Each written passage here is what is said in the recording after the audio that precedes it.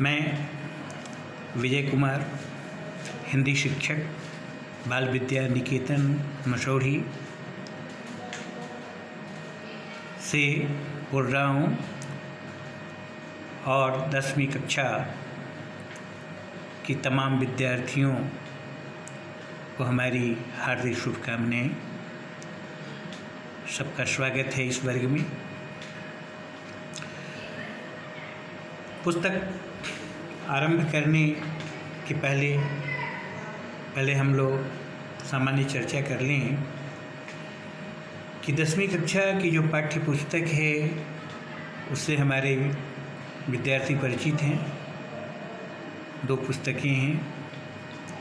पहली पुस्तक है क्षितिज भाग 2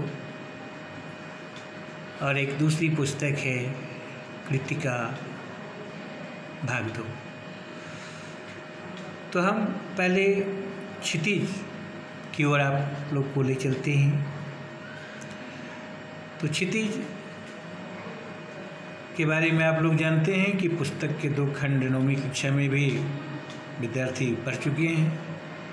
अंतर था कि 9वीं कक्षा में पहले गद्य खंड था, बाद में पद्य खंड। यहाँ ठीक उल्टा हो गया, पहले पद्य खंड है जिसको काव्य कहते हैं और उसके बाद गद्य खंड है।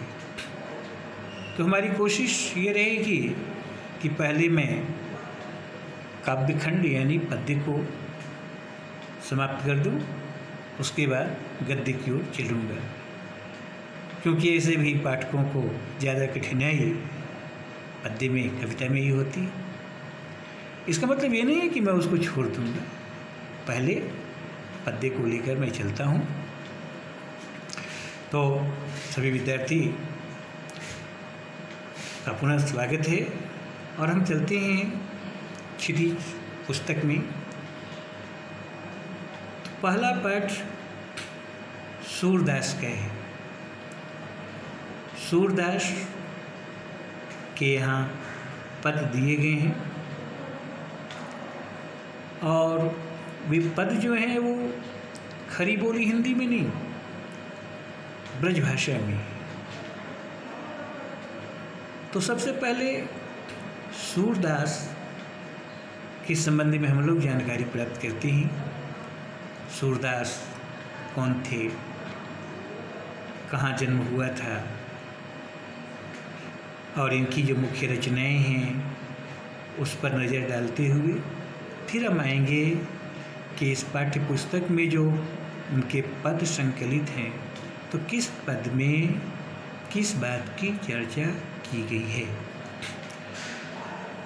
तो संक्षिप्त जीवन परिचय पहले सूरदास का हम लोग जान लें।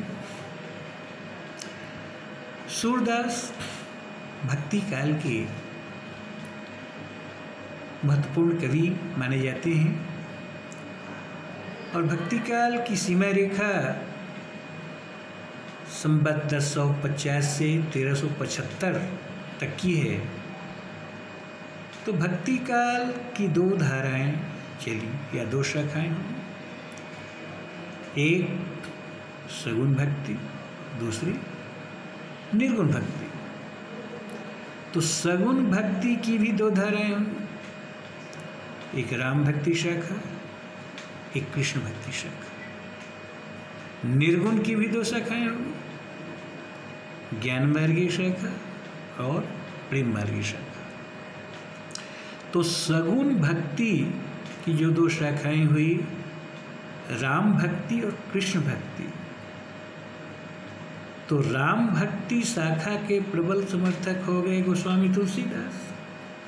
उसी तरह कृष्ण भक्ति शाखा के प्रबल समर्थक हुए सूरदास। इनको संक्षेप में लोग सूर भी कहते हैं, सूर के पद। सूर के कई अर्थ हो गए। सूर का मतलब अंधा भी हो, अब सूर का मतलब सूरज भी होता है। सूर सूर तुलसी शशि उडगन के सौदास। सूर यानी सूरदास सूरज हैं, तुलसी चंद्रमा हैं उडुगन यानी ताड़ा केशवदास। तो सूरदास के संबंध में पहले हम लोग ये देखते हैं कि सूरदास का जन्म कब हुआ, कहाँ हुआ। सूरदास का जन्म सन 1478 में माना जाता है। अब ये माना जाता है क्या अर्थ हुआ? क्योंकि लगभग अनुमान से एक मान्यता के अनुसार उनका यानी सूर का जन्म मथुरा के निकट रुनकता या रेणुका क्षेत्र में हुआ,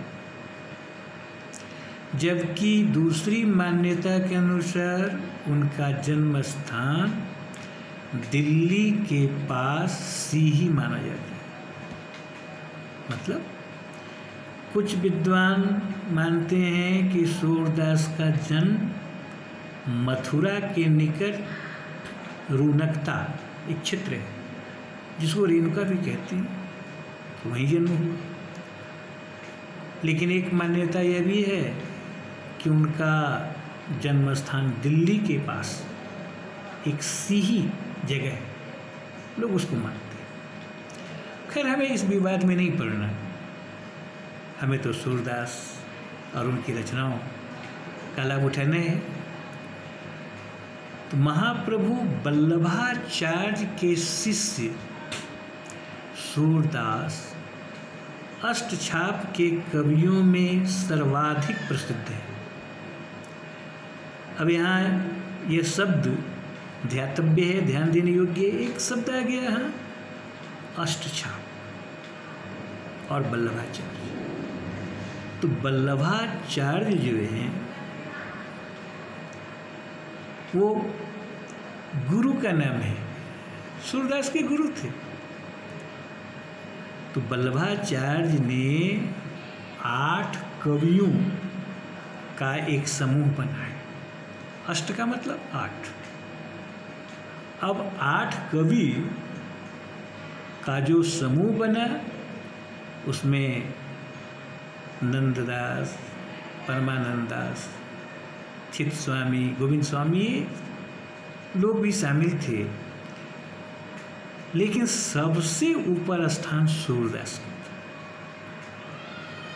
अब अंदाजा लगाया जा सकता है कि अष्टछाप के सर्वाधिक प्रसिद्ध कवि कौन हैं? सूरदास।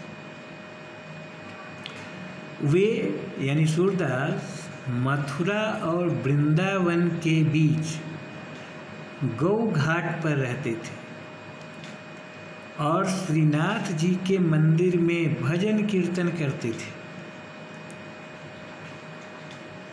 वृंदावन के बीच गौ घाट है, मथुरा और वृंदावन के बीच में, तो वहीं श्रीनाथ जी के मंदिर में भजन गाते। सन 1583 में पारसौली में उनका निधन हो गया, उनकी मृत्यु हो। उनके 3 ग्रंथों यानी सूरदास की 3 रचनाएं वो सर्वाधिक लोकप्रिय हुई। उनमें पहला है सूरसागर, दूसरा साहित्य लहरी और तीसरा है सुरसारावली। तो इन तीनों में सबसे लोकप्रिय रचना है सुरसागर। अभी तक हम लोग पहली कक्षाओं में भी सुर के पद 5वीं 6ठी कक्षा में भी पढ़ते हैं, वो सब सुरसागर के ही पद हैं, चाहे वो माखन चोरी से संबंधित पद हों या बाल लीला के पद हों या भ्रमर गीत के पद हों, सब सुरसागर में संकलित हैं। खेती और पशुपालन वाले भारतीय समाज का दैनिक अंतरंग चित्र और मनुष्य की स्वाभाविक वृत्तियों का चित्रण सूर की कविता में मिलता है। सूर की कविता की खासियत क्या है?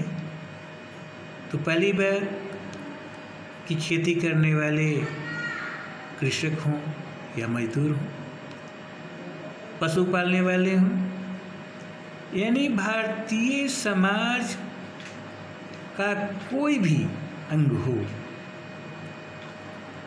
तो उसके जो मनुष्य हैं उनकी स्वाभाविक जो वृत्तियां हैं, उनकी जो प्रवृत्तियां हैं, उनकी जो प्रकृति है, जो नेचर है, स्वभाव है, उनका चित्रण सूर की कविताओं में मिलता है। सूर वात्सल्य और श्रृंगार के श्रेष्ठ कवि माने जाते हैं। अब यहाँ पर दो शब्द आ गए, वात्सल्य और श्रृंगार। अब इसको समझते चले। मैंने बच्चों को बताया था कि जो रस है, तो रस यहाँ पर 9 अस्थायी भाव हैं: रति, हास, शोक, क्रोध, भय, उत्साह, जुगुप्सा, आश्चर्य, निर्वेद। तो इसी से 9 रस की उत्पत्ति हुई। तो पहला जो रति है, तो रति का अर्थ होता है प्रेम। और प्रेम शब्द जो है देखने में तो बहुत छोटा है, लेकिन अर्थ बहुत बड़ा है। दुनिया में सबसे बड़ी चीज कोई है तो वह है प्रेम। प्रेम के वशीभूत भगवान है। हमारे मन में उनके प्रति सच्चा प्रेम हो तो भगवान सामने प्रकट होते हैं। तो वह रति शब्द जो है, जिसका अर्थ प्रेम है, 3 भाग हो गए। पहला भक्ति, दूसरा वात्सल्य और तीसरा श्रृंगार। तीनों प्रेम ही है, तीनों में अंतर क्या है? तो जब बड़े के प्रति छोटे के हृदय में प्रेम उत्पन्न हो तो वह भक्ति कहलाती है। जैसे अब भगवान को लोग बड़ा मानते, भक्त छोटा, तो वो भक्ति। ठीक इसका उल्टा है, जब बड़े के हृदय में छोटे के प्रति प्रेम उत्पन्न तो वह वात्सल्य होता है। जैसे कोई बच्चा खेल रहा है, तरह तरह का अभिनय कर रहा है, माता पिता उसको देख रहे हैं और जो प्रेम उत्पन्न हो रहा है वो वात्सल्य है। और तीसरा है श्रृंगार, ये भी प्रेम है। तो यहाँ पर न कोई बड़ा है न कोई छोटा होता है, दोनों समान स्तर के। जैसे नायक नायिका का प्रेम, प्रेमी प्रेम का, पति पत्नी का, वहाँ बड़ा और छोटे का भेदभाव नहीं होता। तो ये जो 3 रूप हुए, भक्ति, वात्सल्य और श्रृंगार, तो वात्सल्य और श्रृंगार के श्रेष्ठ कवि माने जाते हैं सूरदास। रामचंद्र शुक्ल ने तो यहाँ तक लिख दिया कि वात्सल्य और श्रृंगार का जितना अधिक उद्घाटन सूर ने अपनी बंद आँखों से किया उतना किसी और ने नहीं किया। वे इन दोनों का कोना कोना झांका। इसलिए वात्सल्य और श्रृंगार के श्रेष्ठ कवि माने जाते हैं। कृष्ण और गोपियों का प्रेम सहज मानवीय प्रेम की प्रतिष्ठा करता है। मनुष्य का जो स्वाभाविक प्रेम है उसको प्रतिष्ठित करता है। सूर ने मानव प्रेम की गौरव गाथा के माध्यम से सामान्य मनुष्यों को हीनता बोध से मुक्त किया। सामान्य मनुष्यों में जो हीनता की भावना आ गई उसको दूर किया, उनमें जीने की ललक पैदा की, जीवन की खूबसूरती की ओर ध्यान दिलाए और जीने की ललक उत्पन्न हुई। उनकी कविता में ब्रजभाषा का निखरा हुआ रूप है। मैंने कहा कि भाषाएं तो बहुत सी, अब ये खरी बोली हिंदी में कविता नहीं, ये ब्रजभाषा है। वह चली आ रही लोकगीतों की परंपरा की ही श्रेष्ठ करी है। अब हमारे समाज में बहुत से लोकगीत की परंपरा चली आ रही, तो उसी श्रृंखला में इनके पद भी हैं और आज भी सूर के पद तरोताजा लगते हैं, वे बासी नहीं होते। जब भी सुनते हैं तो एक नई ताजगी की अनुभूति हमें होती है। अब सूर के संबंध में तो कहने को बहुत सी बातें हैं। कुछ लोग कहते हैं सूर जन्म से अंधे थे, कुछ लोग कहते हैं कि बाद में अंधे हुए। अब क्या सही है क्या गलत है ये निर्णय आसान नहीं, तो इसका निर्णय हम पाठकों को करना हो। कैसे करें? तो जब हम सूर की रचनाओं को पढ़ते हैं तब निष्कर्ष निकलता है कि सूर जन्म से अंधे नहीं हो सकते। प्रश्न उठता है क्यों?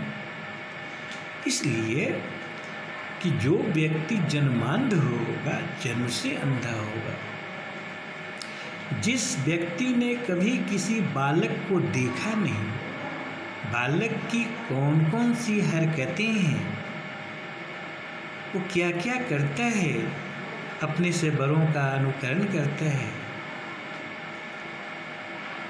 और एक सूक्ष्म से सूक्ष्म भाव को वो कैसे सूर अपनी रचनाओं में दिखलाते हैं, ये विश्वास नहीं होता।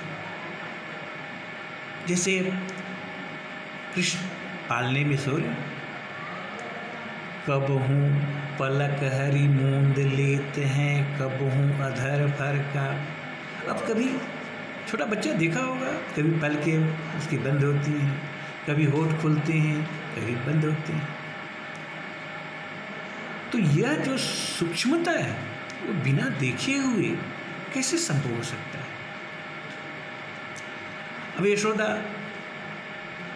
कि यहाँ कृष्ण है बाल्यावस्था में, हाथ में माखन लिए, घुटनों के बल चल रहे हैं, लटें बिखरी हुई हैं, पूरा शरीर धूल धूसरित है। अब देखिए सूर का चमत्कार, शोभित कर नवनीत लिए, घुटरुन चलत रेणु तन मंडित।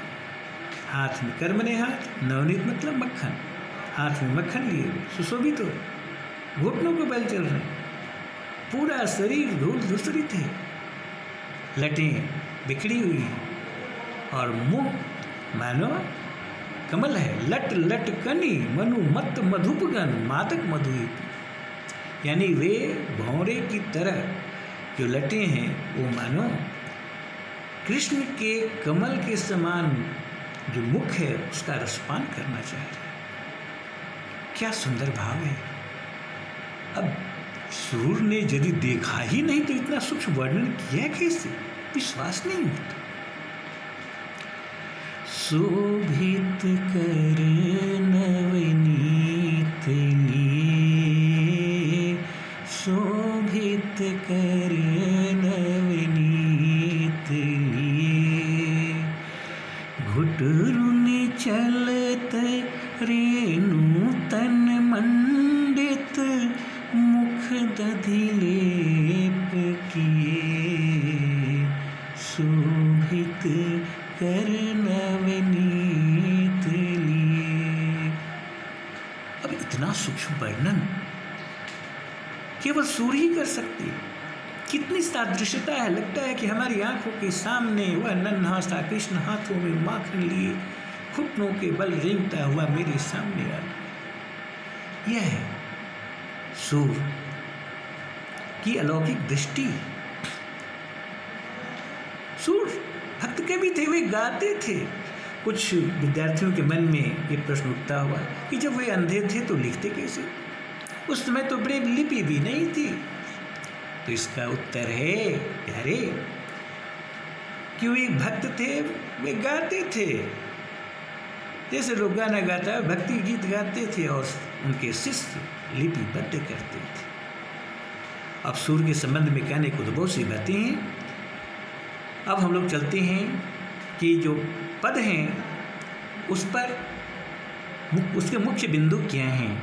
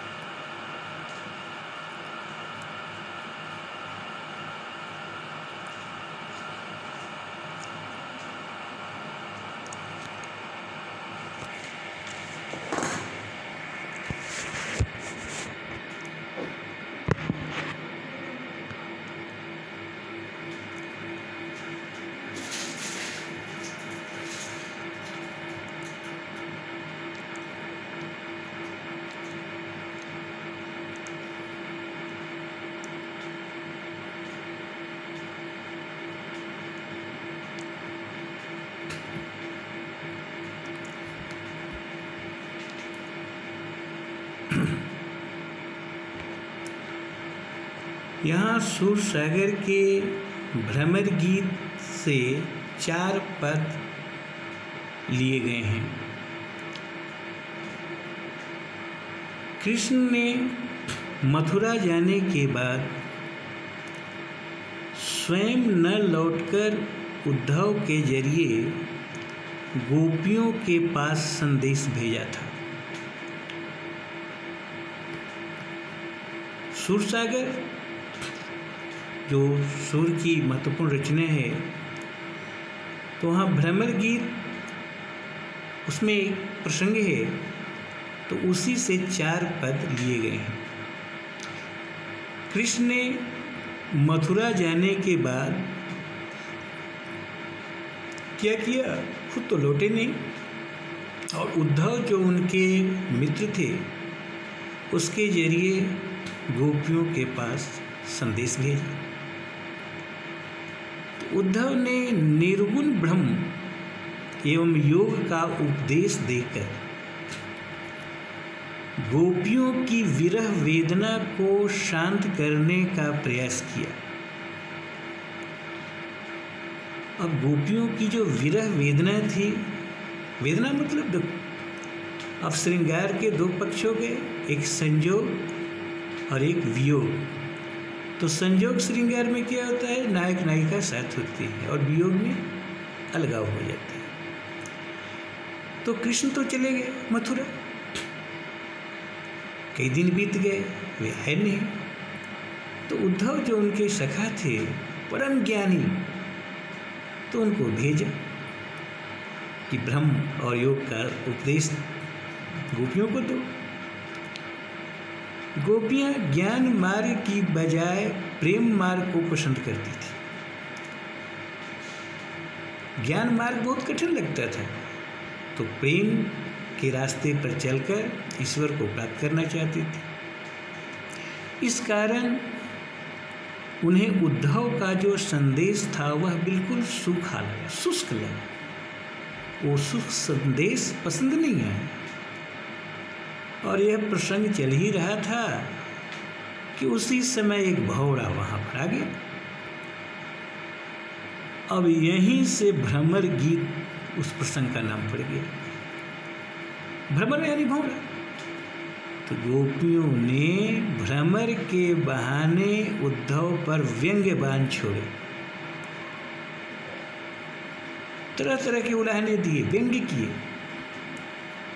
तो पहले पद में गोपियों की जो शिकायत थी बिल्कुल सही लगती है कि यदि उद्धव कभी स्नेह के धागे से बंधे होते, यानी कभी प्रेम किए होते, तब तो समझते कि विरह की वेदना कैसी होती है। जब 2 प्रेमी अब एक दूसरे से जुदा होते हैं तो कितनी पीड़ा होती है। तो उद्धव ने तो कभी प्रेम किया ही नहीं। तो दूसरे पद में गोपियों यह स्वीकारोक्ति है, वे स्वीकार करती हैं कि उनके मन की जो अभिलाषाएं थी वो मन में ही रह गई। क्या सोचा था कि कृष्ण को मैं अपना बनाऊंगी, उनके लिए सब कुछ त्याग दूंगी, लेकिन अब तो लगता है कि मन की अभिलाषा मन में ही रह गई। कृष्ण के प्रति उनके प्रेम की गहराई को अभिव्यक्त करती हैं। और तीसरा जो पद है उसमें उद्धव की योग साधना को कड़वी ककड़ी जैसा बताया गया है। अपने एकनिष्ठ प्रेम में दृढ़ विश्वास प्रकट करती हैं। वे कहती हैं कि उद्धव, ये तुम्हारा जो योग संदेश है ना, वो तो कड़वी ककड़ी है, बिल्कुल तीखा है, वो हमारे काम की नहीं। और चौथा जो पद है उसमें उद्धव को ताना मारती हैं, यानी कमेंट करती हैं कि कृष्ण ने अब राजनीति पढ़ ली है। अंत में गोपियों द्वारा उद्धव को राजधर्म यानी प्रजा का हित याद दिलाया जाता है। तो यह जो राजधर्म की बात बताई जाती है तो वह सूरदास की लोक धर्मिता को दर्शाते हैं कि सचमुच आदमी जब विवश हो जाता है, मजबूर हो जाता है, तो लगता है कि ओह अब तो कृष्ण वहाँ जाकर के निश्चित रूप से राजनीति सीख लिए, अब भला हमारी बात क्यों माने। तो इस तरह से इस भ्रमर गीत में 4 पद हैं और चारों की अलग अलग फिर व्याख्या अगली बार मैं करूँगा। तब तक के लिए मुझे विदा दीजिए।